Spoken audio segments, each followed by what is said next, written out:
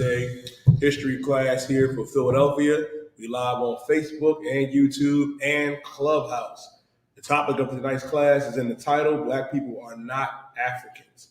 Now, I'm going to the Bible and I'm going to go into some books to prove, that so-called Black people are not Africans and Hispanics and First Nation men and women. What we have to understand is, and one of the main things that we have been taught here in America is, we've been taught that we're supposed to love everybody. We're supposed to give our love and our kindness to every single race of people. And understand this, man, every race of people is not your brother. Your brother, black man, is that Hispanic man and woman and that so-called First Nation man and woman. Those are our brothers and sisters, man. Israel, Yasha Allah, princes of the power, princesses of the power. We have to understand this as the Lord's chosen people. As God has chosen people, that it's time for us to come back together and gather ourselves together as the scriptures say to do. Now, at first, I'm going to show you separation in the Bible first. First, I'm going to show you that it's important and imperative of us to separate from these heathens. If y'all have any questions, make sure, you let me know, whether it be on Facebook or YouTube. And if you have a question on Clubhouse, just raise your hand and we'll get to your question. But first, we're going to go to Leviticus, the 20th chapter and the 26th verse to show and prove, in the Bible, because the Bible says to prove all things. Prove all things. I'm going to show you that the Most High God wants us to be separate from these other nations. These fake Israelites, they be going down there to Ghana, bars all going to Nigeria, going to different parts of Africa. Understand this and letting the Hamites in. I'm not saying it ain't Israelites scattered across the earth. I'm not saying it ain't Israelites in Africa. But the thing is, the concentration of our people, man, is here in the so-called Americas. They, in Mexico, in Brazil, in the West Indian Islands, man. You got brothers in China. You got brothers in Hawaii. You got brothers in Africa. But understand this, man. And guess what? If they are Israel, if they going through hell, being affected by the curses of Deuteronomy, the 28th chapter, then you are an Israelite. But a lot of them will tell you over there in Africa that we are not the same people. They trying to perpetrate a fraud, man, and try to pretend to be us and try to adopt our cultures, man. But when God separated us for a good reason, and I'm going to show you that in the Bible. I'm going to show you separation. Call out where you at, Barzo. Going to Leviticus, the 20th chapter and the 26th verse. This is the book of Leviticus, chapter 20 and verse 26. Mm-hmm. And ye shall be holy unto me. When the Bible says ye shall be holy unto me, understand this. This is what holy means. Holy is not your grandma or your auntie or your mama with that crazy feathered hat on in church. Holy is not your pastor with the white robe and gown on. When you look holy up, holy means to be separate, set apart. Even the Bible itself is called what? The Holy Bible, meaning the separate Bible. Read on. For I, the Lord, am holy. For I, the Lord, am holy, meaning God is separate. The Most High God is separate. Black man, Latino man and woman, First Nation man and woman. Meaning we supposed to be separate unto the Most High because God is separate. Meaning this, God don't love everybody. I know we've been taught all our lives in the Christian church, that the Most High loves the Africans, loves the Asians, wants to take everybody as they is. But the Most High God, Yahweh, only loves blacks, Latinos, and Native American Indians. Meaning the Lord is saying, for I, the Lord, am holy, meaning separate. Read on. And have severed you from other people. And have what? Severed you from other people. And have severed you from other people. Meaning the Most High severed us from these different nations, man. Severed us from the oppressors. Severed us from the Africans and the East Indians, man. What does it mean to be severed? If I sever your arm from your body, right, it's no longer attached. Meaning the Most High took the time out, man, to separate us from these heathen. And for good reason, man. And for excellent reason. I thank the Most High in Christ every day that I'm not no stinking African. Like, you don't understand, man. And my brother Barzal recall, y'all know him as Iron Spirit. On everywhere he goes, because he puts his glorious name out there. They be acting like, who's Barzal? You got your name up there. Barzal means Iron Spirit. And my brother came out here last year. I'll never forget it. Came out last year and had everybody on Twitter, everybody in the social media world up in a frenzy because he stated a fact that African women will never look better than black women. And when he says African women will never look better than black women, he ain't just talking about black women.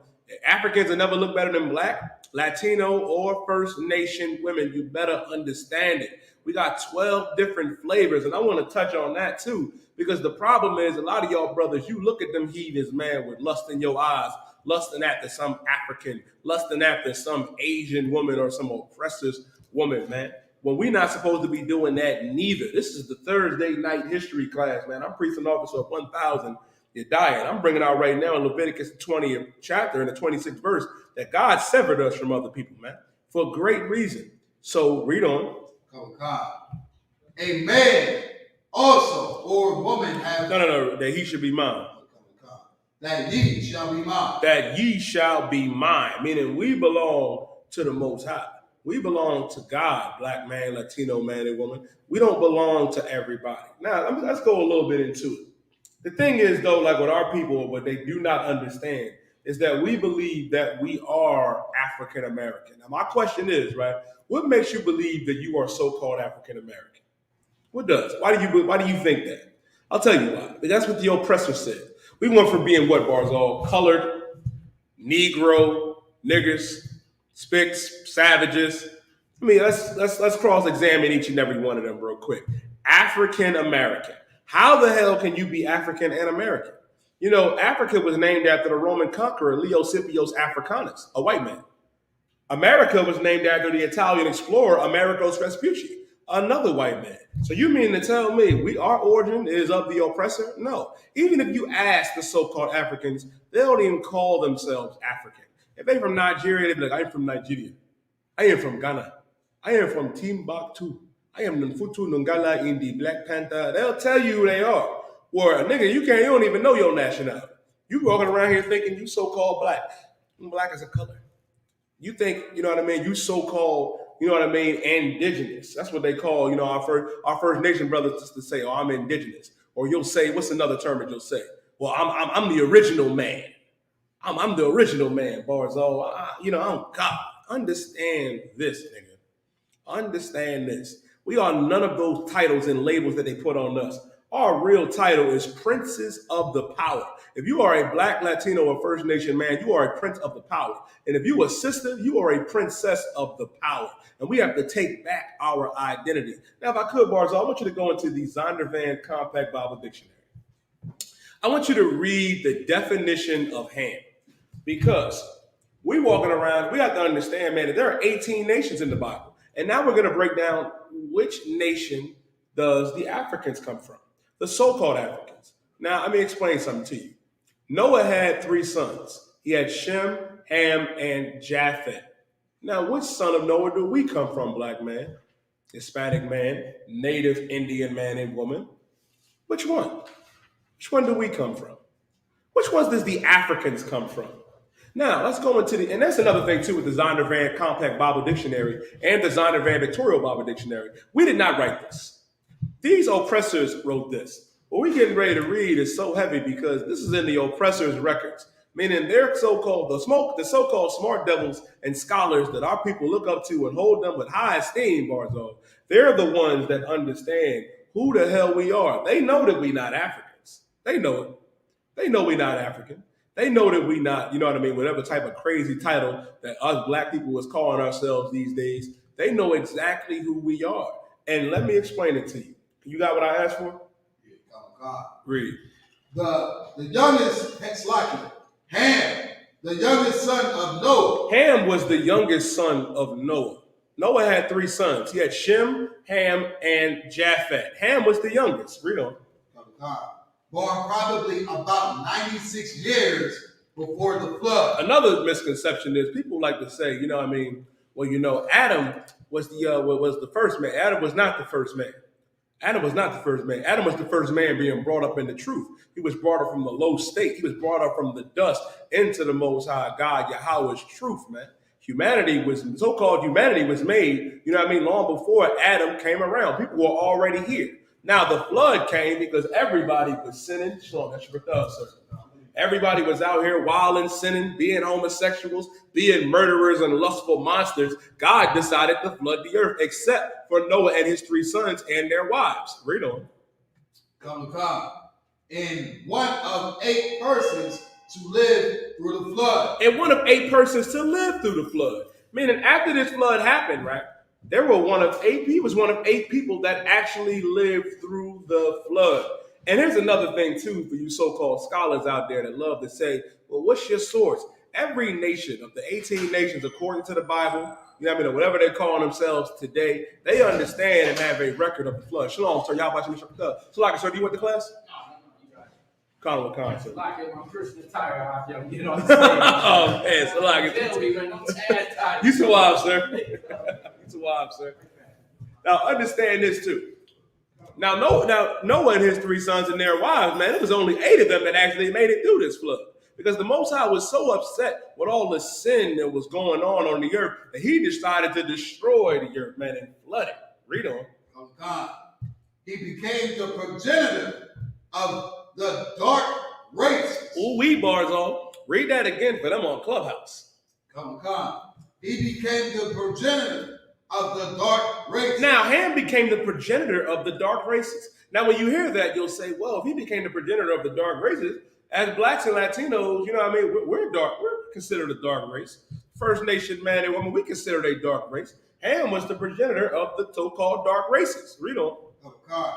Not the Negro. Not the who? Not the Negro. Not the Negroes, meaning not you, black man, not you, Latino man and woman, not you, First Nation man and woman, but who?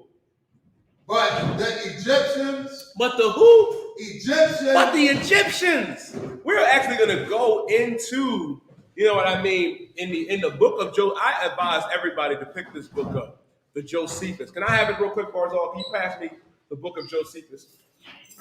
I advise every young man and every trooper, you know, any one of you at the sound of his voice in this class, you know what I mean, to see it. I advise you to get this book.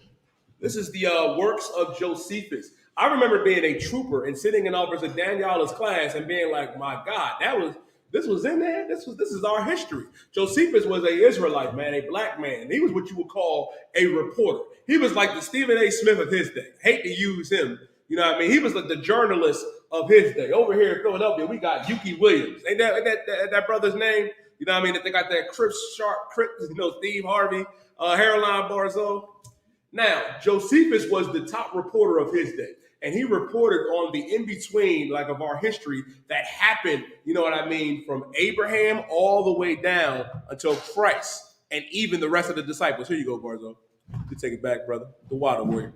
Now, but like we just read in the Zondervan Compact Bible Dictionary, Ham is the progenitor of the dark races, but not who, Barzo? Read that again. Oh, God. Not the Negroes. But not the Negroes, meaning this, not the black man and woman, not the Latino man and woman, not the First Nation man and woman. We are Shemitic.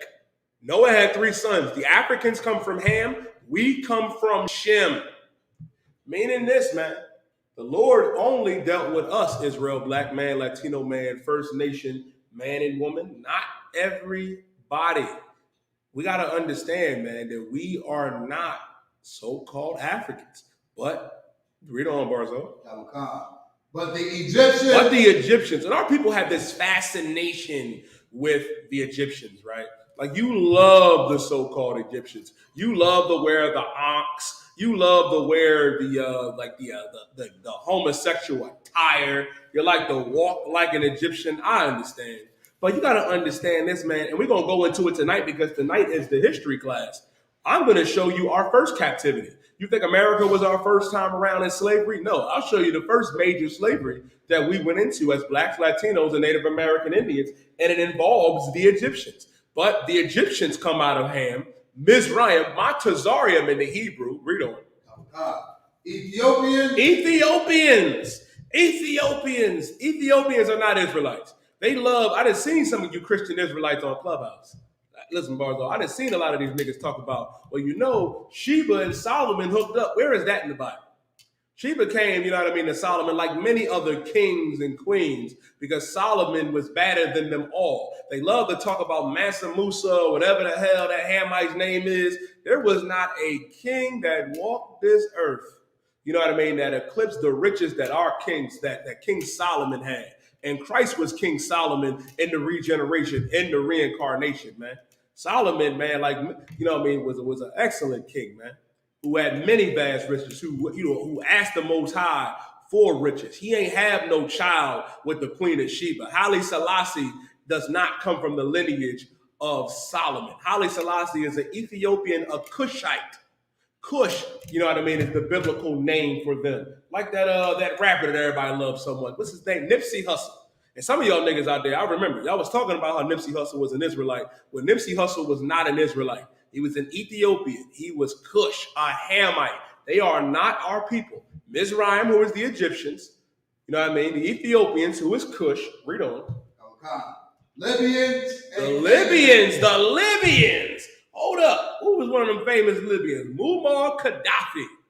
You know what I mean? Over there in East Africa, Libya. A lot of y'all silly Negroes wear red fezzes on your head talking about Islam more. When not realizing, man, the Arabs, you know what I mean, that Islam built them slave ships that our people went on to, man.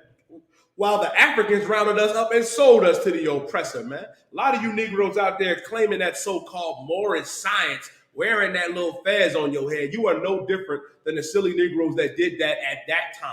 You didn't choose, you chose Islam. And Islam was spread by the sword. But the righteous men and women of God, the Israelites, man, chose death. We decided, man, that it was better to die than to serve the figment of the imagination, which is Allah, man. We ain't serving no God of the Arabs or the gods of no Africans, man. The Libyans and the who, Barto? Canaanites. The Canaanites. Who are the Canaanites? The Canaanites are the so-called South Africans today. The so-called South Africans and our people, you just got to get this out your mind. We don't have nothing in common with them.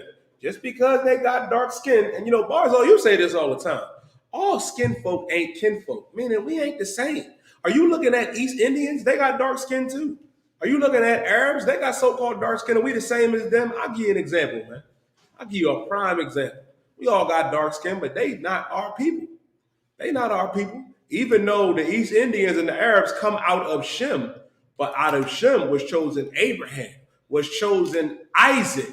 The scriptures say, in Isaac shall thy seed be called. And then our forefather, black man and woman, Latino man and woman, First Nation man and woman, Jacob, Yasha Allah, Prince of the Power. That's who we come from. You got to understand this, man. Like, I'm sick and tired of our people trying to lay claim to Egypt and Africa. When I think about Egypt, Barzal, my back start hurting. It do.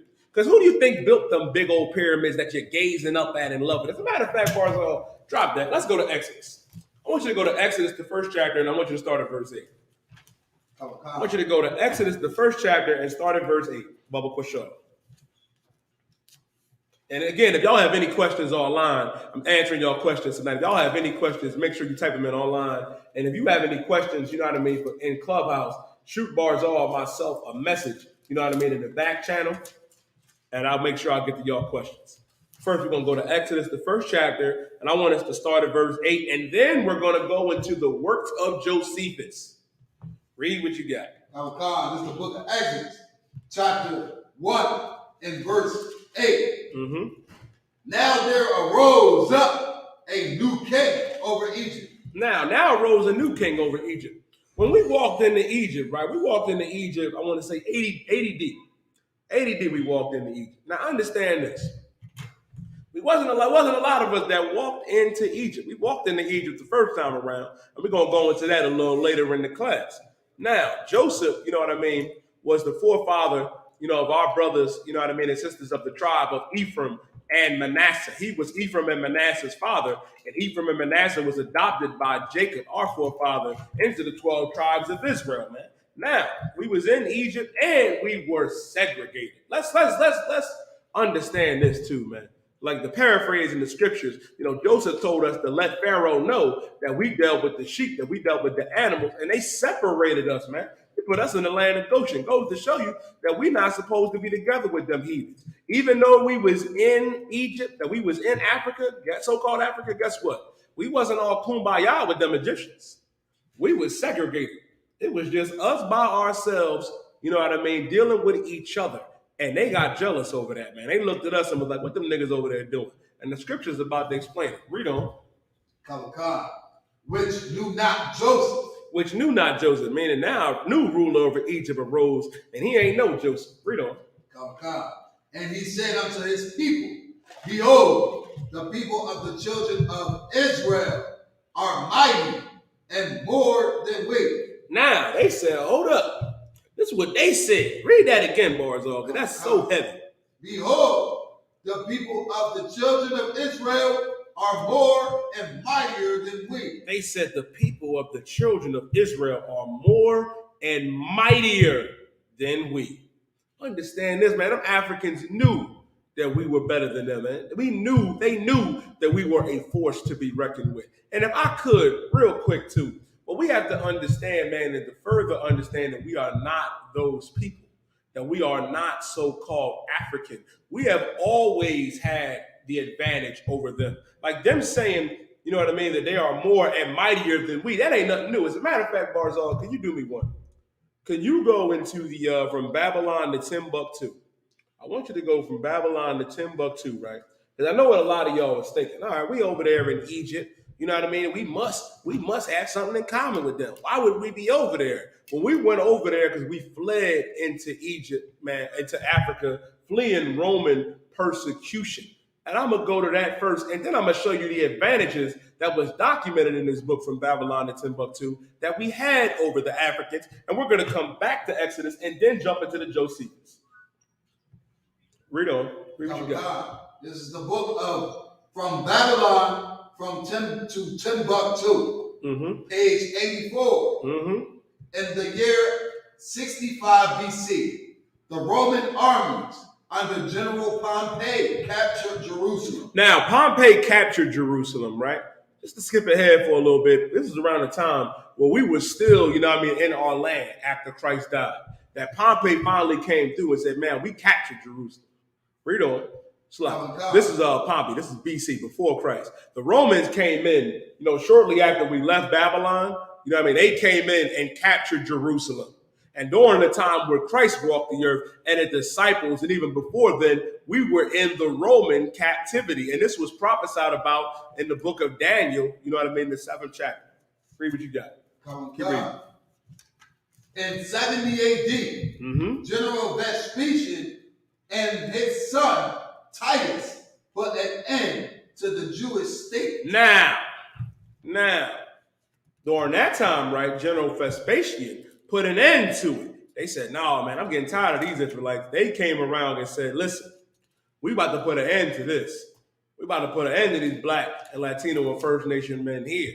They put an end, you know what I mean, to our state. Put an end to the government that we had established in our land in Jerusalem, man. Read on. With great slaughter. With great slaughter, man. Meaning this, they were murdering all of us, man. They was killing us by the thousands, man, and enslaving our people, man. This is what the oppressor did to us during the time of the Romans. Does that sound any different than what's going on here in America? Or is it just me or am I tripping? Because it seems like there's a pattern here, Barzal. There's a pattern, and it doesn't matter what captivity that we're in. Even in the book of Daniel, the 7th chapter and the 7th verse, it said, after I saw in the night visions, behold, a fourth beast, dreadful and terrible. That dreadful and terrible beast was the Greco-Roman Empire, strong exceedingly and with great iron teeth, and it devoured and brake in pieces and stamped the residue with its feet and was diverged from all the beasts before it, and it had 10 horns. Meaning this, the Roman Empire, that Greco-Roman Empire, when that fell, that's when you got France. That's when you got Britain. You got America. And you got all of these different, you know what I mean, oppressive countries that oppress our people to this very day. The Romans are still in charge. You just don't want to believe it or think it, man. Ain't nothing really changed. It evolved. We done went from the Greco-Roman Empire to America. And the same hell that we catching right now here in America, we caught that same hell back then that we had to roll. Read on. During the period of the military governments of the Palestine, many outrages and atrocities were committed against the residue of the people. Do you know how many atrocities were committed against our people during this time? Why is it saying atrocities? This was also prophesied about in the book of Daniel, and Christ prophesied about this too in Matthew the 24th chapter, when we saw the abomination of desolation. What is the abomination of desolation? It's when the Romans came in and sacrificed pigs on our altars, and carried our gold away, man, and started raping and killing and pillaging God's chosen people, man. Black, Latinos, and Native American Indians. Read on. During the period from Pompeii to Julius. Now, from Pompeii to Julius, during this period, read on. It has been estimated that over 1 million Jews. That 1 million what? Jews. That 1 million Jews, 1 million Black, Latino, and First Nation men and women, read on. Fled into Africa. Fled into where? Into Africa. Why would they flee into Africa, Israel? I'm asking a question. Why would they flee? Because we were fleeing Roman persecution. That's why we fled into Africa. That's why in the scriptures say in James 1:1, to the 12 tribes scattered abroad, you'll find a Black, a Latino man and woman, a First Nation man and woman all across the earth. We were fleeing Roman persecution. That's why we fled into Africa. It's not because we wanted to go and be with the African Barzal and live together all kumbaya. No, we was fleeing from the goddamn white man. Read on. Fleeing from Roman persecution. Roman persecution. Just broke that down. Fleeing from Roman persecution. Fleeing from slavery. Because the Romans was enslaving our people, man.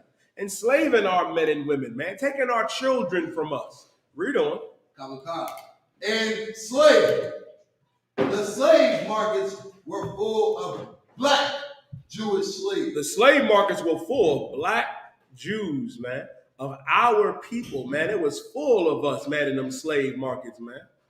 And guess what? And the sad thing about it, our people still want to go and have unity with the so-called African when it says what? The slave markets were full of what? Black Jewish slaves. Black Jewish slaves. Black Jewish slaves, man. They were coming, you know what I mean, and enslaving our people, man. Enslaving our people. That's why we fled into Africa. Go to the other page that I asked for, Barzo. Let's go into the advantages. Because in Exodus, the 1st chapter and the 9th verse, I'm going to read it myself. It says, and he said unto his people, behold, the people of the children of Israel are more and mightier than we. They understood, man, us Blacks, Latinos, and Native American Indians, that we were just better than the so-called Africans, man. We were better than them. And let me show you in the same book, From Babylon to Timbuktu, the advantages that we had over them. It's going to go into it. Read what you got, Barzo. This is the book of Babylon from Timbuktu, page 90.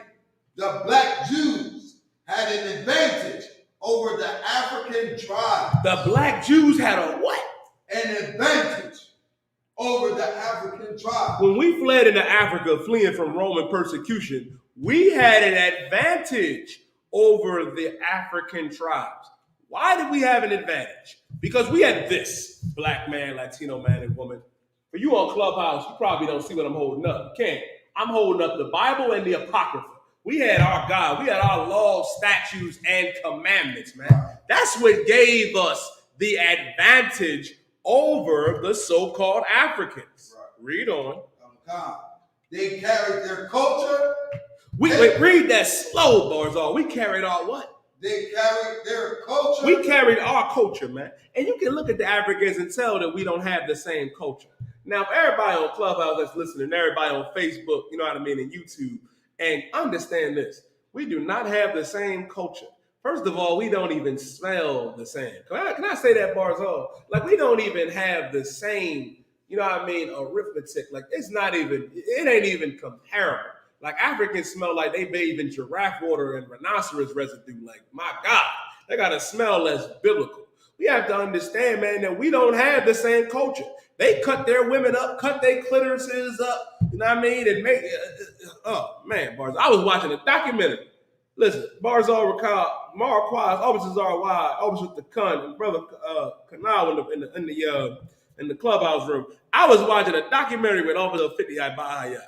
And we was watching this little African village, and they was walking around with lions and hyenas and all type of exotic different beasts. And they was eating them, Barzal. They was the women was cutting the cows up, rolling around in the guts and the feces. Bob was like, sir, I can't watch no more of this. I said, you're right, we ain't the same people. We don't have the same culture. Let them have their culture. Let Nfutu Ngala, the Black Panther, let Nfufu. Let them have their own stuff, man. I'll give you another example. I know y'all saw that TikTok, right? It was a TikTok of black and Hispanic men and women trying fufu. And let me tell you something, Barzal. Every brother and sister that was trying that fufu, and fufu is a delicacy to the Africans. But when we was tasting it, we were like, this ain't it. This is not it. Because we don't have the same culture, man. We ain't the same people. We built different. Read on. History, laws, and written records with them. History and written laws, man. We have written laws that was given to us. Now, we're going to hold that, Barzal. I'm going to read this real quick. I'm going to read this for the class that may not understand. I'm going to read Psalms 147, right, in verse 19. It says, he showeth his word unto Jacob, his statutes and his judgments unto Israel. Meaning his laws, statutes, and commandments, his judgments, man, was passed on and passed down to us, black man, Latino man and woman, First Nation man and woman. We was given the law, statutes, and commandments. Verse 20, he hath not dealt so with any nation, and as for his judgment, they have not known them. Praise ye the Lord. Meaning this, them Africans don't know the Lord's judgments, man. They don't know the Most High, because the Lord said that he have not dealt so with any nation. Meaning he's only dealing with blacks and Latinos, man. He's only dealing with the First Nation man and woman, that so-called North American Indian and Seminole Indian. That is who God is dealing with. Go ahead, Barzo. So we got a question on YouTube. What's the question? It's outside of it, but it says, Sister Sharab Youngin, she says, I am 20 minutes from Philadelphia. Do you have classes for sisters? We have classes Monday through Saturday, sis. Monday through Saturday. Monday through Friday is from 7 p.m. to 9 p.m. And as for Saturday, it's the Sabbath service from 10 a.m. to what, Barzo? 11:30 p.m.? 11:30 a.m.? Yeah. From 10 a.m. to 11 a.m. You know what I mean? And it's not just classes for sisters. These classes is for all Israelites, man. If you black, Latino, or Native American Indian, these classes are for us. They not for everybody else. They ain't for everybody else. And this is just me. We do not do, I just got to throw this out there. We don't just have classes just for men or classes just for women. We don't do that. We teach, you know what I mean, the men and the women of Israel. And I'll give you an example.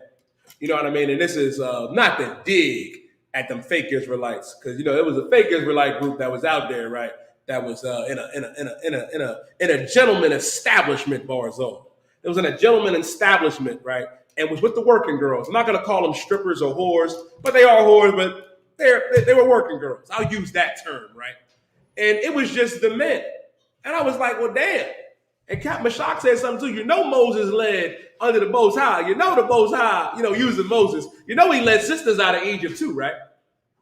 You know he led sisters out of Egypt as well, man. And that was their Passover. And I use that example for this, man. These classes are for the men and the women. And let me take this time to say this, Brother Prashad. If you are a brother, right, and you looking, you know what I mean, for the truth, you looking to come serve the Most High, you know what I mean, to come be a soldier in our King Yahweh Shah Mashiach, as the world knows as Jesus Christ. If you're looking to be a soldier, you best come do it in the ISUPK, because we are the home of the truth. And if you are a sister looking to be a righteous woman, to serve God the right way, the only way, the one West way, I advise you to come to class, sister. Wrap that head up, man. Wrap your hair up. You're not supposed to have your head exposed, man. You're not supposed to have your head exposed. Come in here and sit down, sis, and learn from the priests and prophets of God, man. And be an honorable sister. And for you brothers to be an honorable brother and turn your life around for the better. A lot of our people walk around every day, not to get too off topic, I'm going to get back into it, and not understand why these things happen to me, why things aren't going right. Maybe it's because you're not doing what the Most High God said to do. So for you, sister, I advise you, you know what I mean, to come to class. We have classes Monday through Friday from 7 p.m. to 9 p.m. and on Saturday from 10 a.m. to 11 a.m. on Saturday for the Sabbath service. I hope that answers your question, sis. But right back to it, Barzal. Can you go back to where you were in from Babylon to Timbuktu? Bubba Quashar Warrior. This is a book of Babylon, from Babylon to Timbuktu. Mm-hmm. This assured them a constant proceeding for the development of a higher social organization. Now, for a higher social organization, meaning this. When we were living amongst the Africans, right, they understood something, that we were just better than them at everything. And they did not understand it. Like we went in, we fled from Roman persecution to go into their land, and we immediately found success because one, we stuck together, and we're built different from them, man. And it's about to describe the different advantages that we had from social organization. It goes to show you, man, that the so-called African, I know that they love to paint them, and this is what I do not understand, Barzal Rakar, for the life of me. And this doesn't just go for the Africans. It goes to the oppressor. It goes to the East Indians and the Arabs. When the hell did they become the standard of morality? When did that happen? When they are evil, they are savage. They love to call our First Nation brothers and sisters, man, the North American Indians, Seminole Indian savages. When the Africans and the oppressor and the Arabs, they're the real savages, man. They're the real savages. Because we have our laws, statutes, and commandments and our God, our social constructs were elite. They were advanced compared to every other nation. And I'm going to go into more in depth when we get into the Josephus. But to put it, you know what I mean, as plain as I can, we are better rulers than the Africans. We're better rulers. We're better to be in charge than the so-called Africans and the East Indians and the other different nations. Salagi, read that again. Hey, Shalom, sorry, Lord of Christ. To assure them a constant predicate for the development of a higher social organization because of the stability of the black Jewish culture. The Jews were not absorbed into that autochthonous population. In fact, the Jews will absorb some of the native tribes. Read that again, Barzo. Because of the stability of the black Jewish culture. Because of the stability of the black Jewish culture, because our culture was so stable, and of course it's stable, because our culture comes from our God. Our God gave this to us. Like I read in Psalms 147 and 19 and 20, he gave us laws, statutes, and commandments, man, that we're supposed to walk in, that we're supposed to do. And it's stable. If you go anywhere across the earth, right? Why? And it ain't just me, Barzo. You know what I mean? I watch the news. I watch CNN. You know what I mean? I look around. I see things. Why is that every other nation's government and social structure is falling apart? Because they're not fit to rule. They're not fit to govern. But you know who's up for that task? The priests and prophets in the Israelite school of UPK. We're the ones that are supposed to be ruling and are going to rule under a black man by the name of Yahweh Shah Mashiach, you know as Jesus Christ.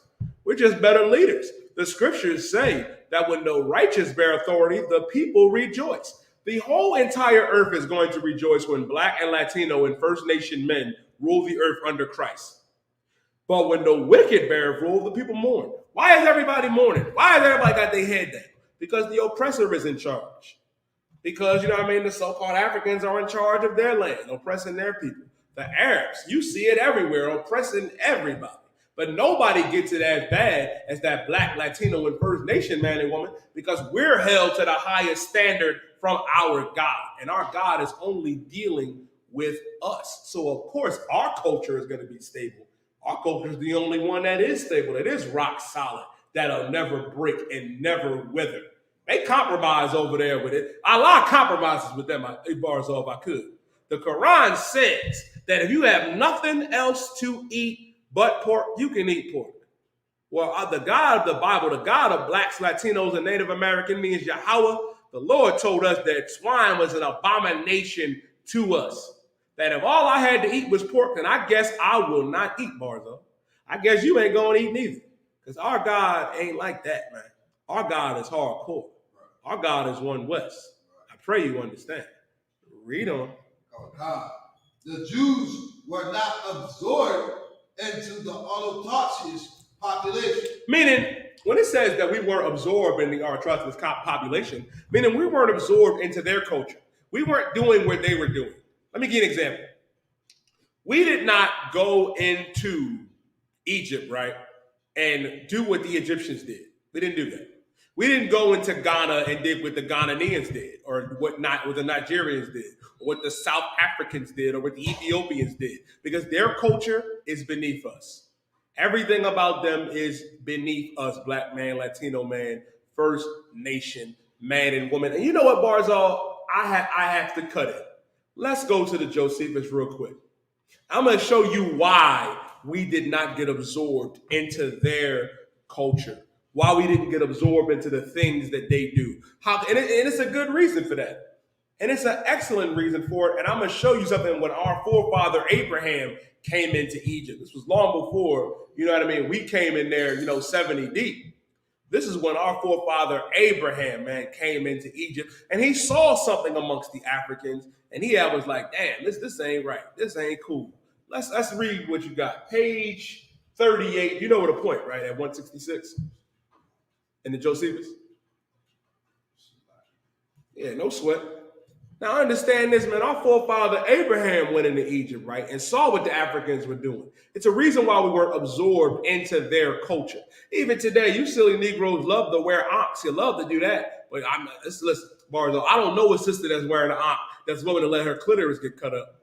Y'all not about to roll around in cow feces, you know what I mean, and do all that voodoo and hoodoo and all that other crazy nonsense that they do. We don't do that. Yeah, page 38 and started the 166 where I got dotted off. This is the book. This is the book, the works of Josephus. Josephus. Page 39. Mm-hmm. It's like 38. Mm-hmm. For whereas the Egyptians were formerly addicted to different customs. The Egyptians, right? The Africans were addicted to different customs. And how do you know that they're addicted to different customs? If you look at them today, each and every one of them have different cultures. They have different customs. There's over 1,000 different dialects. They over there in Nanfutu, Ngalani, Black Panther. That's a language to them. That's a speech to them, Barzo. They are addicted. They were addicted to different customs. Read on. And despise one another's sacred and accustomed rights. Mm-hmm. Now, what does that mean where it says they despise one another's, sacred rights? A lot of you silly Negroes out there that's following that Kemetic stuff, not realizing, man, like each of them Kemetic gods was beefing with each other, Barzal. Haru was beefing with Set. Akhenaten was beefing with Omo, you know what I mean? And then you got Geb and all the homosexuality. You know what I mean? Haru put Set, you know what I mean, a lock and GMS them bars on. God damn, like rape them. I said, that's how they get down in Egypt. That's how them Africans get down. Each and they gods and they people was beefing with each other, man. I mean, there ain't no order amongst them. So if you Abraham, you going up in there and you like, well, god damn, man, these Hamites is out of control. I ain't never seen y'all act like this. But read on. And were very angry. Very angry. And another thing, I cannot stress this enough, and those of you online on Facebook and Twitter and on Clubhouse, we've seen this. If you ask an African and ask them if we're the same, they'll tell you no. They have a word for us, and it's called akata, meaning cotton picker. They don't come from cotton picking, but black man and woman, we do. We know something about that because they sold us into captivity, into slavery. Read on. And were very angry one with another on that account. And they were angry with one another. That's why they would design their gods to beef or whatever. They were like, well, we rocking out with Haru. Haru ain't rocking with Amon. We rocking out with Ma'at and Isis and Akhenaten and all that other garbage. Read on. Abram conferred with each of them. Abram. Who is Abram? This is before Abram, you know what I mean, became Abraham. Our forefather, black man, Latino man, and First Nation man and woman, Abraham came in here and had to confer with them and had to reason with them and say, yo, Nakutu, yo, Black Panther, this ain't right. You are out of order. A black man, let me just state this, a black man, because Abraham was a black man, had to go into Egypt and civilize them and set them down and confer with them and let them know what they were doing was off. Understand that point. And we're going to go back to Exodus and show what these Egyptians, what these Africans did to our people, man, long after. But read on from where you at, Barzo. Confuting the reasonings they made use of. Abraham went in there and was cutting them Africans, you know what I mean, on all their culture and their science and what they thought was knowledge. They thought they knew something, but a black man came up in there and had to let them know that y'all don't know nothing at all. That y'all are going about this the wrong way. Read on.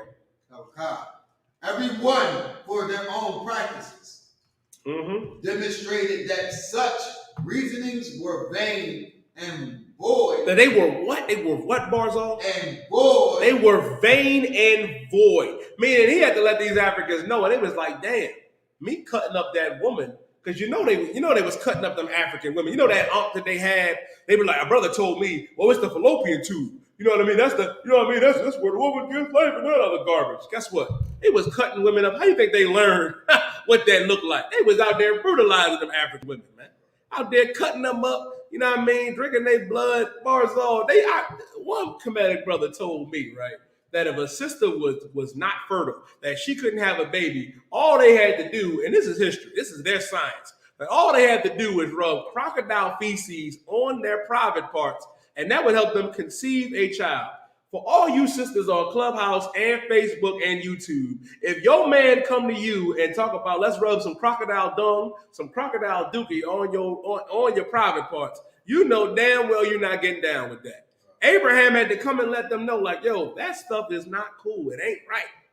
This is uncivilized what y'all doing. And they agreed with Abraham. They agreed with our forefather, man, who was a black man. Because Abraham knew more than the Africans. Read on. And void of truth. They were void of what? Of truth. Of truth. Y'all act like them Africans got some sense of higher knowledge that, this the free, we are the original man. That's garbage, man. Their culture, whatever they think, you know what I mean, is special to them, was void of truth. Read on. Whereupon he was admired by them in those conferences. They admired Abraham. They admired our forefather, a black man, by the way.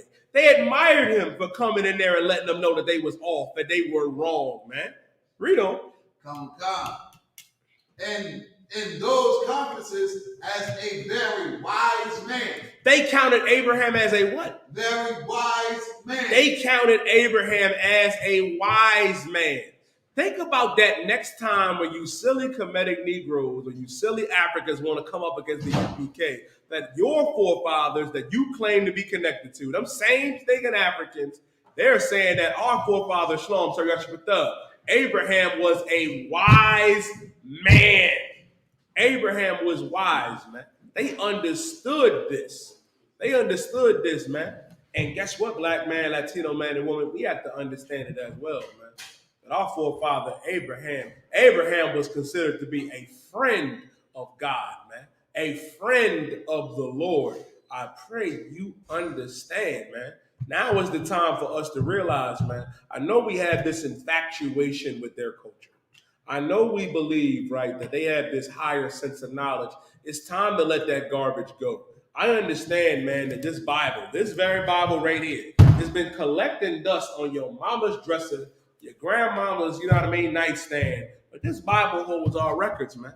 It holds our history, our laws, statutes, and commandments, and it can get us out of this captivity if we just come back to what the Most High God Yahweh wants us to do. Understand this, man. Our King Yahweh Shah Mashiach, you know him as Jesus Christ, did not die so we could continue to love Africans or love Arabs or Asians or the oppressor.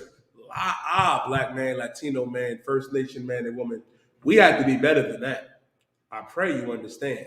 That's why we have these classes. That's why we take the time to come out here and teach and edify our people to let us know what's up. Because too many of our people, man, are looking to the Africans, looking to the Arabs, looking to another nation for like our sense of knowledge and our identity when it was right here in the Bible the entire time. In the entire time, man, that it was right here. I just want to pull one scripture for y'all, and then we're going to go back into the Josephus, and then we're going to go back to Exodus. This is what our God commanded us to do. I'm going to go to Deuteronomy 8:6. Deuteronomy 8:6 says, Therefore thou shalt keep the commandments of the Lord thy God, to walk in his ways and to fear him. It's time to fear the Most High Yahweh again, man. What does it mean to walk in his ways? Walk in his ways, walk in the Lord's ways, meaning to keep and do the law, statutes, and commandments, Israel. Now is our time to do these things. These Africans were able to humble themselves and realize that Abraham was a righteous man of God, that he had knowledge. Now it's time for everybody, for all of our people to realize, man, where the truth is. To understand this Bible holds our records and our history. Read on from where you at, Barzo. Come on. Concerning Slavic. All right. For before Abraham came into Egypt, Slavic, sir. Slavic. Go ahead. No, you good, boy. You good. Understand this, man. We get in the books. We in the works of Josephus. I advise everybody to get this book, man, because Josephus, was a black brother, man, an Israelite who had, who preserved, the records and accounts of our people in the in-between period. From Abraham all the way down, to the disciples and Christ. Read on. Come. And one of the great sagacity, when he discovered on any subject he undertook, and this not only in understanding. Meaning every topic that Abraham spoke on, he was knowledgeable of it. He had knowledge, to go into it and speak. Abraham didn't speak on things he didn't know. And the Africans understood that Abraham knew a lot. Read on. Come. But in persuading other men also to assent to him. Now, he also was able to persuade other men. Meaning Abraham was able to persuade the Africans that their way of living was wrong, that their lifestyle and their customs and their culture, that ain't it. They were going about it the wrong way. Read on. He communicated to them arithmetic. What is arithmetic? I'll tell you what arithmetic is, man. Good work ethics and science. Read on. And delivered to them the science of the what? The what? Delivered to them the science. The science. He delivered to them good, arithmetic and science. Abraham was able to present to them a new way about going about things, a new way, to live and to structure, their government and their system. Teaching them, how to, have a better social organization and construct and science. I know they love to say, but the science, Jediah. We got the science of Egypt. We got Gad. We got Akhenaten. We got the 42 negative confessions. I hear the crazy shit y'all niggas say to me. So lock it for the language, Israel. But Abraham communicated to them arithmetic and what, Barzo? And the science. And the science. Meaning that science that y'all love to talk about, just know it came from a black man. It came from our forefather, Abraham, man. Read on. Of astronomy. Of what? Of astronomy. Of astronomy. This is for some of y'all silly sisters out there that wear them head wraps, that love to read the moon, the stars, and want to know your birthday and everything like that. Abraham ain't talking about that. Abraham was talking about the astronomy, how to navigate through the stars to get to where you're going. You know what I mean? To commune. Understand that, man. That Abraham understood real astronomy. Not that crazy nonsense that y'all doing in your bedroom, burning sage and wearing a head wrap and getting high as hell. That's not you being an astronomer. That's not you astro projecting and doing whatever. You got a demon on you, sister, brother. I pray you understand. Abraham understood the real science, man, of astronomy. Read them. For before Abram came into Egypt, they were unacquainted. Now, before Abraham came into Egypt, they were what? Unacquainted. Unacquainted, meaning they were not, they had no record. They had no regulation. They didn't even know that this type of knowledge even existed. They weren't exposed to it before. They ain't never met a brother as smart as Abraham. They ain't never met a real man of God like our forefather Abraham, man. It was considered a friend of the Most High Yahweh. Read on. With those parts of learning. They ain't even know nothing about those parts of learning, Barzo. They had no clue. They had no idea. Listen, you know I do impressions is real. Futu is like, he said, Nongala, do you see this man, Abraham? Abraham does not cut the clitoris off of his wife. Abraham does not rub crocodile dung on his woman. He does not roll around in feces. He give us this arithmetic. Give us this knowledge of science. I understand this, man. Everything great about Egypt, everything great about your so-called culture, you learned it from a black man by the name of Abraham, who was a man of God, our forefather, black man, Latino man, First Nation man and woman, because we come from Abraham, Isaac, and Jacob. I pray you understand. Now, before we go back to Babylon and Timbuktu, Barzal, let's go back to Exodus 1 and read verse 9 again. This is a book of Exodus, chapter 1 and verse 9. Mm-hmm. And he said unto his people, behold, the people of the children of Israel are more and mightier than we.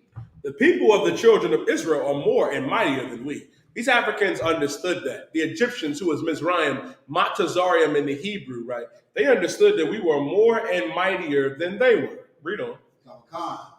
Come on. Let us deal wisely with them. They said, come on, let us deal wisely with them.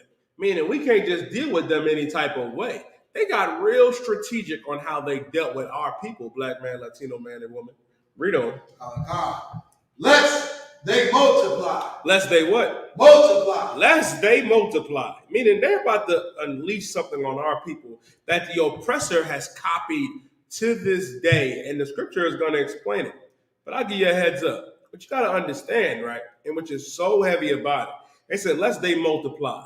And we're going to read on down on how they dealt with us multiplying, with us marrying our wives and having more children.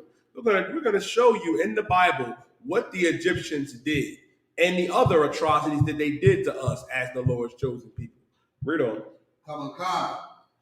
And it come to pass that when there falleth out any war, they join also unto our enemies. They didn't want us, like if they went to war with a different nation, they didn't want us to go and join on to the nation, right, that they were going to war with. They feared us because we were segregated up in the land of Goshen.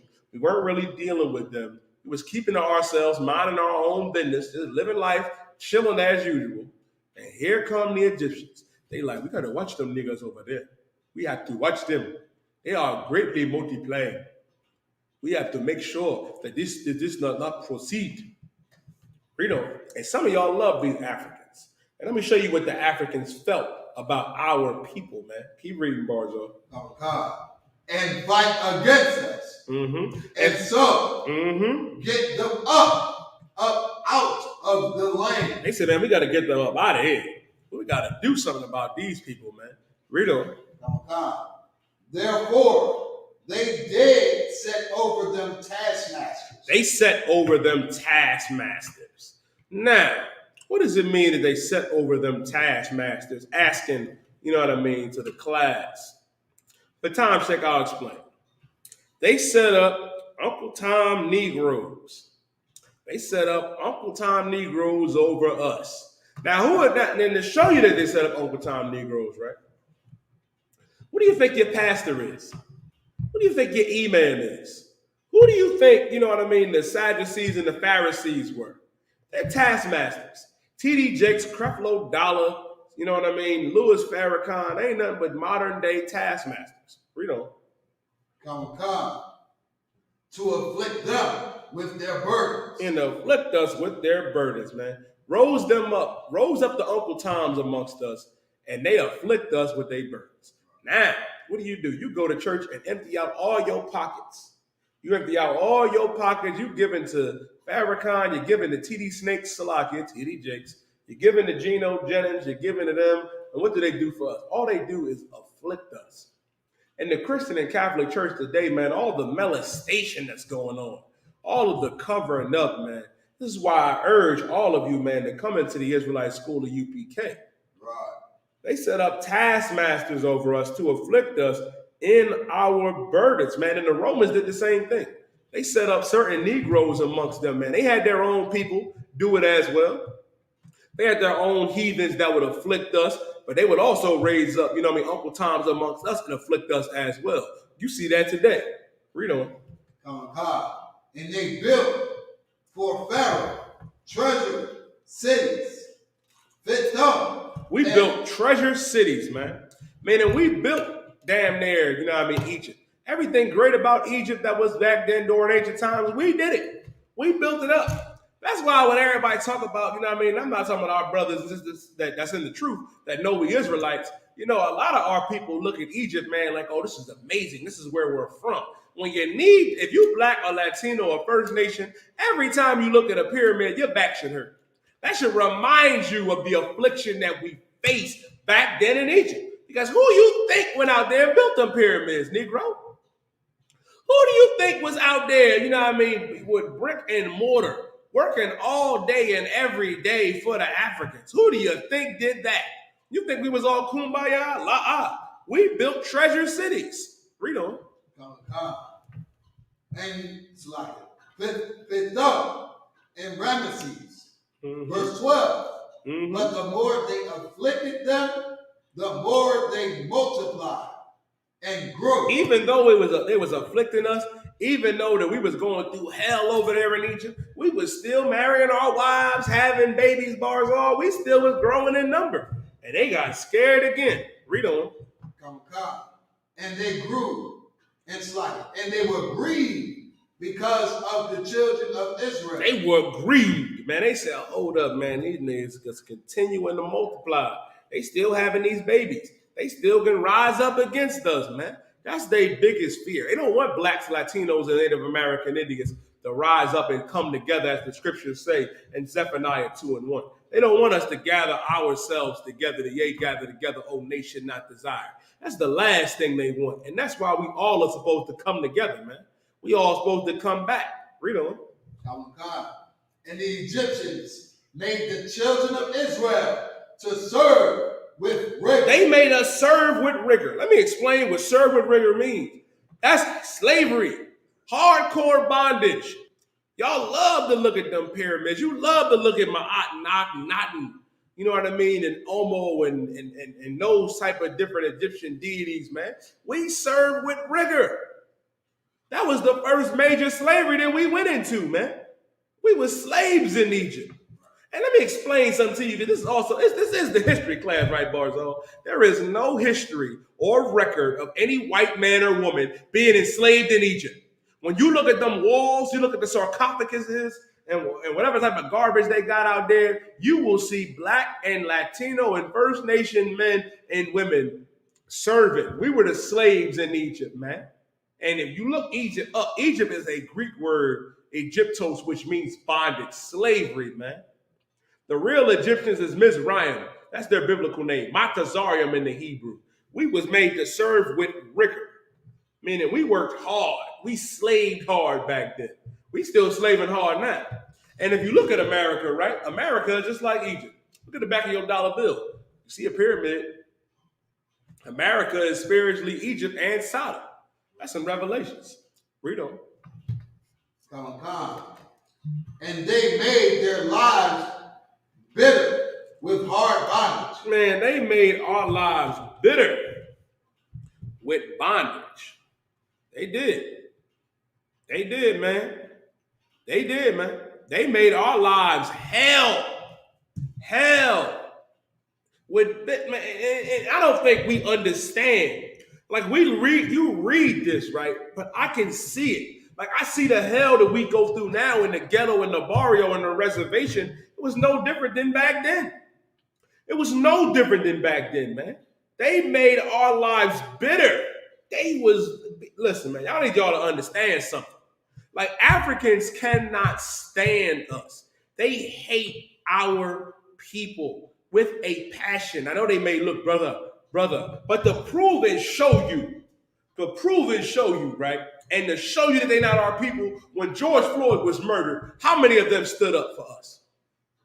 When Breonna Taylor was murdered, Vanessa Gilligan, Ramon Lopez, what African nation stood up for us, man? They cheered when our brothers and sisters was murdered, man. That's why we don't give a damn about them, man.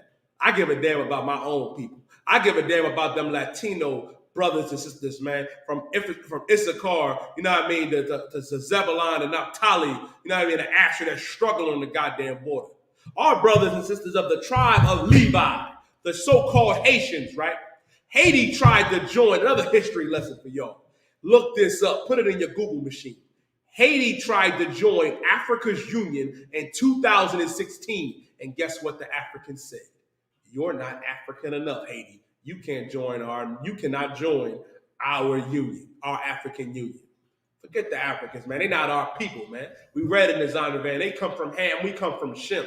That's why Barakatah Yahweh, why Yahweh Shah for the Israelite School of UPK, because we went down to Acuna, Mexico, man, to feed our Haitian brothers and sisters, man. When nobody wanted to go into the cartel-filled lands of Mexico, man, the U.S. military, Esau told us, you know what I mean, it'd be too dangerous to go in there. We can't let y'all in. We said, no sweat, Esau. We're going to go through Mexico to feed God's chosen people, the Haitians of the tribe of Levi. And what was so beautiful that really touched me, man, it made me cry, is that when we got down there, our brothers and sisters of the tribe of Issachar, the Mexicans, was already helping our Haitian brothers and sisters of the tribe of Levi, man. That's why we all are Rasa, as they say, man. We are the people. We are God's chosen people, black man, Latino man, First Nation man and woman, and I pray you understand. Them Africans hate us, man. What African nation came over to the Rio Grande and Acuna, Mexico to feed our Haitian brothers and sisters? They didn't do it. But here's what the Africans did do. Put this in your Google machine as well. The Africans airlifted all of the Africans that was being oppressed in China. My question is, when the hell they going to airlift us out of Detroit, out of Los Angeles, out of Philadelphia, out of New York? They're not, because we're not the same people, man. They made us serve with rigor, and they made our lives bitter and with hard bondage, man. Hard slavery we had to serve under, man. Forget them stinking Africans, man. I care about my people. When you read these scriptures, man, you need to understand that they hate us, man. They may laugh and smile with us. I don't give a damn if they buy your lunch or dinner on your lunch break, man, or breakfast or whatever.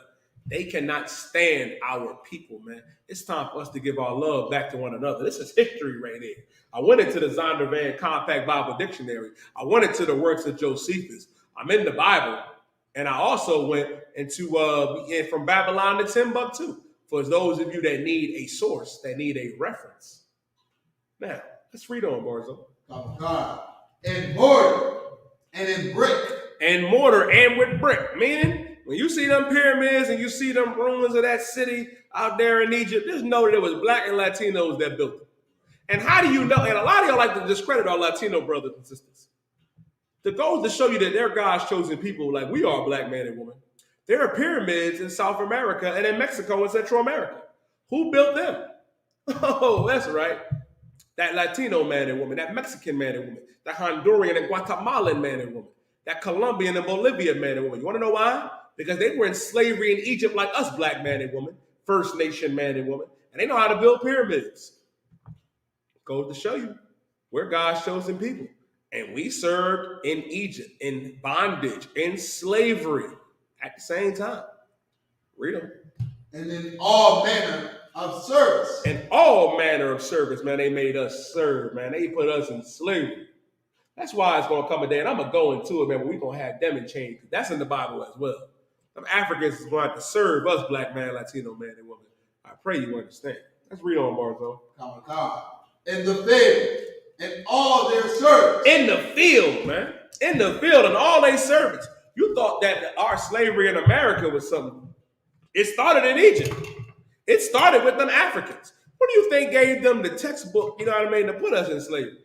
Who gave them the 411 for your information? It was the Africans. The Africans and the Arabs and the white man and woman, they were all in cahoots together. They were all in conjunction together, man. The Arabs built the slave ships. The Africans rounded us up, and they sold us to the white man here in America. But our slavery started over there with the Africans, man, in Egypt. Read on. Wherein they made them serve was with rigor. Mm-hmm. Verse 15. And the king of Egypt spake to the Hebrew midwife. Now, this is what I spoke about earlier. I ain't forget. Remember earlier in the chapter, right? where they say they would deal wisely with us, lest we multiplied in verse 7. This is how they decided to deal with our people. And this is what the oppressor does today. Read on. Of which the name of the one was Shipara, and the name of the other Pur. Now, he's spoken to the Hebrew midwives, our sisters, man, and told them to do this. Let's see if this is familiar. Let's see if this rings a bell in today's society. Read on.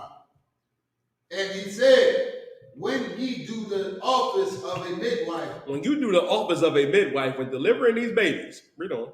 To the Hebrew woman. To the Hebrew women, to the Israelite women. Read on. And see them upon the stools. If it be a son. If it be a what? If it be a son. Listen, the Africans are saying if these Israelite women have a son, what are they supposed to do with the son? Read on. Then ye shall kill him. Then you shall what? Shall kill him. Why did they say you shall kill the son? Why did they say that's a question for the class? That's a question for everybody. For time's sake, I'm going to give it to you. Next class, I'm going to have, more people come up and answer questions on Clubhouse, but I'll give it to you. Numbers 1:18 says, and they assembled all the congregation together on the first day of the second month and declared their pedigree after their families by the house of their fathers. Meaning you are of the seed of your father, black man, Latino man, First Nation man. Your nationality determines who your daddy is. If your father was black, Hispanic, or Native American, then you're an Israelite. And the Egyptians knew this. They didn't want us to produce more Israelites, man. They didn't want us to produce more warriors, man. That's why they said if it's a son, kill it, man. That's abortion, man. Killing our babies, man. And that's why you sisters out there, it is a sin to abort your baby, man. To kill your baby. A lot of y'all sisters out there, and I know it's a touchy topic, but I got to get on it, Barzo. I got to bring this out. A lot of you sisters believe it's your body, your choice. Let me explain something to y'all out there. And this is only for you women out, you sisters out there. I think it's to why you abort your baby. That baby that's growing inside of you is not your body. It don't belong to you. That baby belongs to God, man. Yahweh. That's who that baby belongs to, man. And you do not have a right to murder that baby, man. If you don't want the child, give the baby to us. You know how many babies we adopt, man? You know how many babies we adopt in the Israelite school of UPK? If you ain't ready to be a mother or father, no sweat. Don't kill the baby, man. Give that baby a chance, man.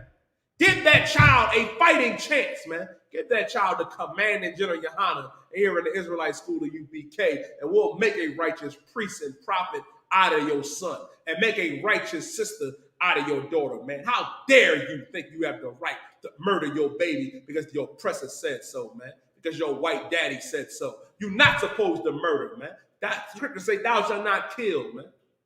You're not supposed to murder your babies, man. This is a tactic that the oppressor uses today, and he got it from the Egyptians, man. Said if it be a son, do what?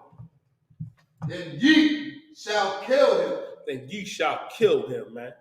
Meaning kill the son if it's a boy. They didn't want us to produce more brothers, man. To produce more Israelites. Because guess what? A lot of y'all like to say, well, Bob Marley was in Israel. No, the hell he was not. He was not. Bob Marley's father was an oppressor. That's why I just read in Numbers 1:18. Your lineage is by the pedigree of your father. If I plant an apple in an orange field, right, the apple may turn out orange. It may take on some characteristics, but it will always be an apple. The man carries the seed, man. Life starts with us. I pray you understand. Don't abort your baby, sister. This is a tactic that the heathen have been using against us since the beginning.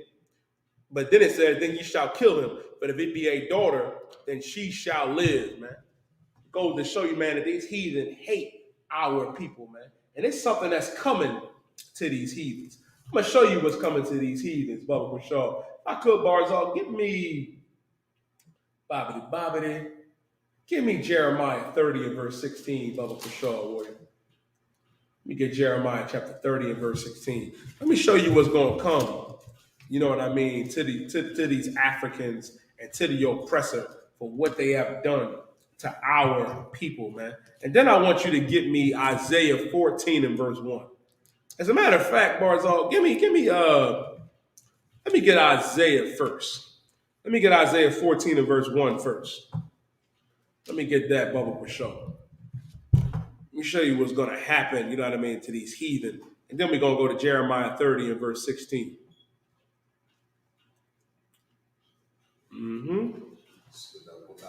Yeah, let me get Isaiah 14 and verse 1. This is what's going to happen to all these heathen, man, that had a hand in what they have done to our people, God's chosen people, man. Because what we have to understand, man, as I was breaking down for those that's in the class on Facebook and YouTube and Clubhouse, man, we broke down in the Bible and in the works of Josephus and from Babylon to Timbuktu and the Zondervan Compact Bible Dictionary that black people are not African. We're not. Black people are of the stock of Shem. And out of Shem came Abraham, Isaac, and Jacob. The Africans are so-called Hamites, you know what I mean, according to the Bible, man, and according to the Zondervan Compact Bible Dictionary. But we have to understand, man, that there's something coming to these heathens for what they do to our people. I'm going to break that down, Bubba Pashal, for the last 20 minutes of class. This is the book of Isaiah, chapter 14 and verse 1. Mm-hmm. For the Lord will have mercy on Jacob. The Lord is going to have mercy on Jacob, man. The Lord is going to have mercy on Jacob. Who's Jacob? The forefather of blacks, Latinos, and Native American Indians. Israel, man. Yasha Allah, princesses of the power of you and sister. The Lord is going to have mercy on our people. Read on. Come. And will yet choose Israel. I'm going to choose everybody. And will yet choose Israel. The Africans. And will yet choose Israel. God is going to choose Israel, man. Going to choose our people, black man, Latino man, and woman. Not the oppressor, not the Africans. Read on. Come.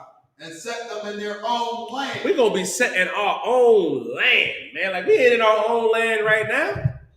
We ain't in our own land. We in what? North Philly? Southwest Philly? We on the reservation? We in Trenton, New Jersey? God damn, Barzola. We not in our own land. But God is going to set us back in Israel, man. And the so-called Jew who's not a Jew, but the devil that the Bible speaks of, he going into captivity as well, because he ain't a real Jew. He perpetrating a fraud. Just like them so-called Africans in Ethiopia talking about the day Israelites, they got the oldest Bible. They are of this lineage of Cush, the Ethiopians, man, a seed of Ham. They not black, Latino, or Native American Indian. They not Jacob. They not Yasha Allah. But God is going to choose us and put us in our land, man. Read on. God. And the strangers shall be joined with them. Oh, yeah, the strangers shall be joined with us. You know, sometimes a stranger could be your brother, black man, Latino man, and woman. And then these strangers right here that's being talked about in Isaiah, the 14th chapter, this is the heathen. Yeah, they're going to be joined to us, but not joined us the way you thinking. Not peace and prosperity. Read on. Come. And the strangers shall be joined with them, and they shall cleave unto the house of Jacob. Read on. And the people shall take them. We're going to take them. Meaning this, man. It says, and the people shall take them and bring them to their place. What is their place? Under our boots, under our feet, man. There ain't no equality. That's another thing that they keep talking about. We got to have equality and peace. I'm going to break this down next Thursday, Israel, when I teach class. I'm going to show y'all, man, that we tried this social experiment before. I read earlier for those, you know what I mean, that came in later on Facebook and Clubhouse and YouTube. We read in Leviticus 20 and 26 that the Lord severed us from other people. But next Thursday, I'm going to go into with the Tower of Babel on how we tried this social experiment before of everybody being together, kumbaya. The Lord don't want us to be together, man. But the Lord said we're going to bring them to their place. Read on. Come. And bring them to their place. And the house of Israel shall possess them. And the land of the Lord. Man, we're going to possess them. What does it mean to possess them? Meaning we're going to own them. We're going to own them like how they owned us. Them Africans rounded us up, man, and put chains on us. Like, I need y'all to understand that. And don't forget that part of history. Africans did not sell other Africans into slavery. They sold Israelites into slavery, man. And I'm going to show you that before I end the class. Guess what? We're going to possess them. Not just them, the oppressor. We're going to possess the Arabs. Read on. And possess them. And the land of the Lord for service, and handmaids. For what? Servants and handmaids. We're going to possess these heathens for servants and for handmaids. Let me tell you something, Israel. If I could just speak to y'all for a minute. I have dreams. I have big dreams. You should see the things that go on in my head. Guess what? These heathen going to catch hell with me. I almost feel bad for the heathen that Officer Barzal, recall Iron Spirit going to have. But he a rough brother. Let me tell you something. This is to tell you some of the things that's in my head. When we possess these heathen, the so-called Africans and the so-called Arabs, let me tell you something. When we get into the kingdom Israel, I need y'all to understand me and feel me for this moment. I am going to be looking like Leonardo DiCaprio from Django, minus the purple, of course. I'm going to have Officer Marauders of 5,000 make me a nice suit/garment with the mantle, with the cape and everything. I'm going to have the gold mitre on my head. And guess what? And I'm going to have a whip and a beach chair. I know I can have one of them industrial chairs, you know what I mean, that roam around, you know what I mean, like Dr. Doom or something. But I'm going to have a beach chair and a whip and some Uncle Nearest. La Yasha Allah. And guess what? I'm going to be whipping them Africans and them Arabs and them oppressors into submission. You better believe it, because they did that to us. Them Arabs, I'm going to have the Africans dig a moat. The Africans are going to dig around in a circle in a big moat. And then the oppressor is going to come fill it with wild beasts. And then I'm going to have them race around in that circle to the last man standing. And whatever heathen win that, he's going to win his freedom from my plantation and get a first-class ticket to Officer Barzal's. Lord be with you, because Barzal ain't going to let y'all go. I pray y'all understand. Don't call my spirit for nothing. We're going to possess them for servants and handmaids, because they possess us for servants and handmaids, man. They did this to our people. They oppress us to this very day. The so-called Israelites, man, that are in Africa, and it's a few of us there. It's a few Black, Latino, and First Nation men and women that's scattered in Africa. And guess what? They're catching hell at the hands of the real Africans. We're catching hell at the hand of the oppressor. We're catching hell at the hand of the East Indian in Trinidad and Tobago, and in Jamaica and St. Thomas and St. Clarence. We're catching hell on the reservation. God said that we are going to possess them for servants and handmaids. Read on. And they shall take them captives. We're going to take them captive. Oh, yes. We're going to take them captive. I cannot wait for the day where I get to ride into a white man's plantation on a black giant stallion, one of them big mountain horses, Barzal. I'm snatching the first heathen baby from her mother. And they're going to plead with me. They're going to say, Lord, Adawan, don't call me none of that. Call me nigga, master nigga. That's what I need you to call. I'm snatching your babies from y'all, and I'm going to sell them on eBay. I'm going to sell them on Amazon. I'm going to put your Down syndrome ones on Wish. It's going to be a picture of Justin Bieber up there, a picture of Idris Alba, a picture of what's that African woman's name? Naomi Njongo, whatever the hell that heathen's name is, and I'm going to send you that thing from the Goonies, because y'all snatched our babies from us. Y'all gave our foremothers and forefathers postpartum depression. Goddamn, guess what? I'm going to do it to y'all.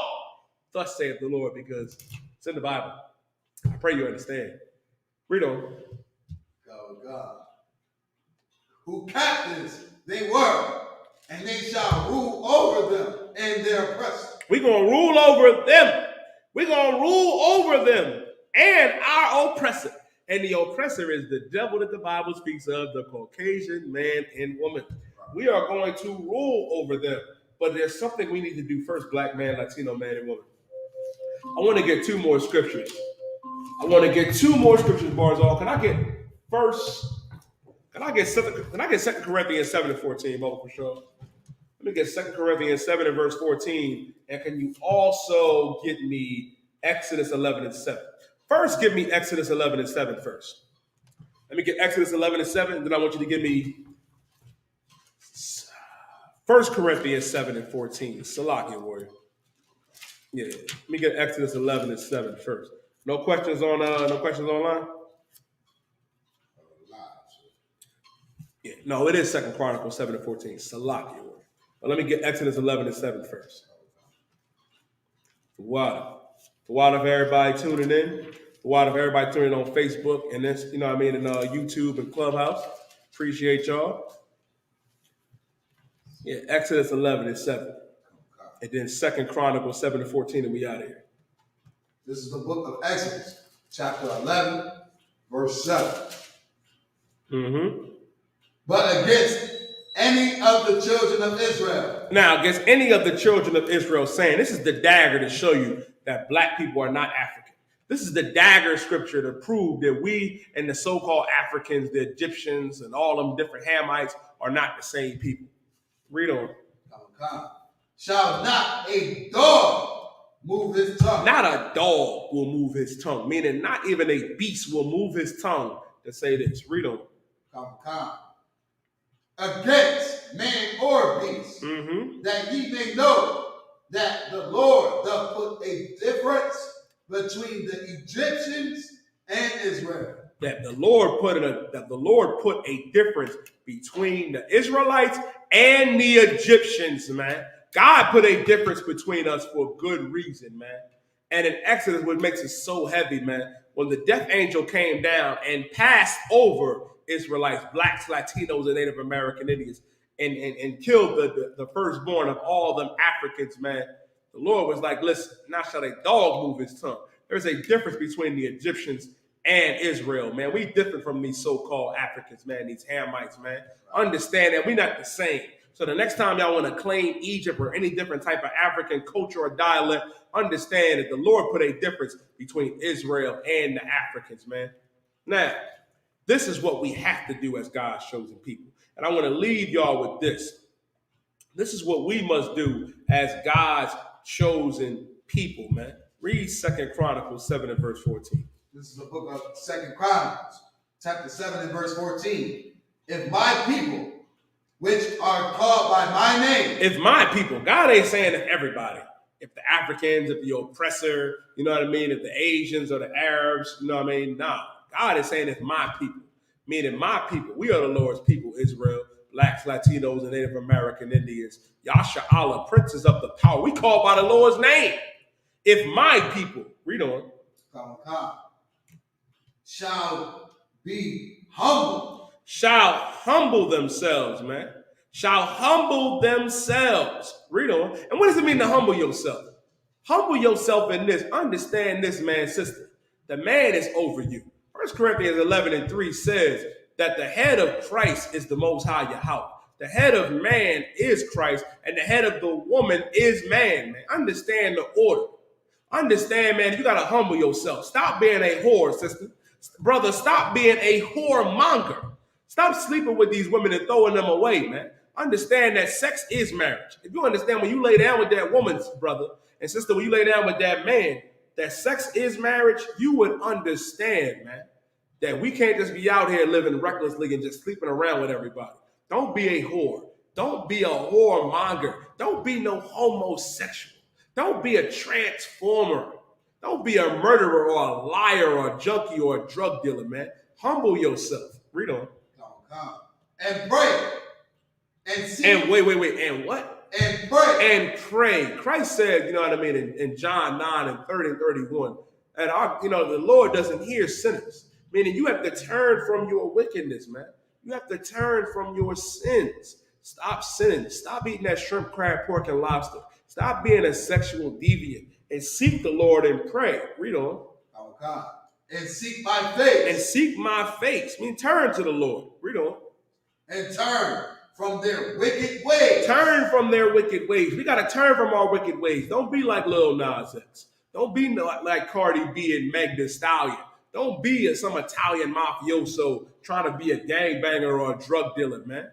Learn to be the man and woman that the Most High Christ intended us to be, man, and keeping these laws, statutes, and commandments. And turn from our wickedness. Paraphrasing Isaiah chapter 59 and verse 1, it's not the Lord cannot hear us. It's not, you know what I mean, that he cannot see our affliction, but our iniquity, meaning our sins have turned him, you know what I mean, it turned the Lord's face from us. Now we have to turn from that same wickedness and seek the Most High. And how do you do that? How do you do it? I advise you all, in the sound of my voice, watching the class, it's time to put your petty differences aside. Commander General Yohana put out a decree in 2010 for all camps to come together.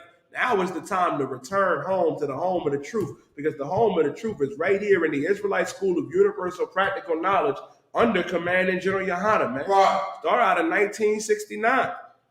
Read on. Then, and turn from their wicked ways. Mm-hmm. Then will I hear from heaven. Then will I hear from heaven. Then will the Most High hear from heaven. Then we're going to be up and out of here, Israel. America would just be a petty dream, man, that we didn't have. We be telling our kids, man, as the scripture say in Isaiah the 14th chapter, they're going to be asking us, is this the man? Is this that man, Lucifer? Is this the man that caused everybody to tremble? Is this the white man, the oppressor? They're going to be laughing like, nah, man, that devil, he ain't have y'all in captivity like that. Man, we be up and out of here to being in our kingdom under our king, Yahweh Shah Mashiach. You know him as Jesus Christ, man. When the Most High sends our king down with 200 million angels and lays waste to this earth, man. So Christ's kingdom can rise up. Read on. And will forgive their sin. And will forgive their sin. Then will the Lord forgive our sins, man. The paraphrase in Baruch, you know what I mean? The 3rd chapter and the 4th verse is to hear now the prayers of the dead Israelites, man. Who are the dead Israelites? Our forefathers and mothers, man, that died keeping these laws, statutes, and commandments. And their children. We're their children. Now is the time for us to come back to our God and our culture, black man, Latino man, First Nation man and woman. And with that being said, I'm preaching officer of 1000 Yedaya. This is the Thursday night history class. Make sure y'all tune in to these classes Monday through Friday from 7 p.m. to 9 p.m. and on Saturday for the Sabbath service from 10 a.m. to 11 a.m. You know what I mean? Make sure, man, to come into y'all zones, to come into y'all schools, wherever y'all are, man. Go to ISUPK.com. Tune in to Black Watch News with Commander General Yohana every Monday, 9 p.m. to 11 p.m. Tune in to Let a Hebrew Speak with 12 Shield General Hazayan from 10 a.m. to 12 p.m. Let a Hebrew Speak. Tune in to Ash Ye the Prophets. Ash Ye the Prophets with 12 Shield General Mayak Allah. I'm on the show with General Mayak, Israel. Every Wednesday from 11 a.m. to 1 p.m. Tune in to Cross the Line Radio tonight at 10 p.m. and One West Radio with Captain Gadolho out there in the West Coast. And with that, I'm going to pass the class off to priest and officer of 1000, Barzal Rakab.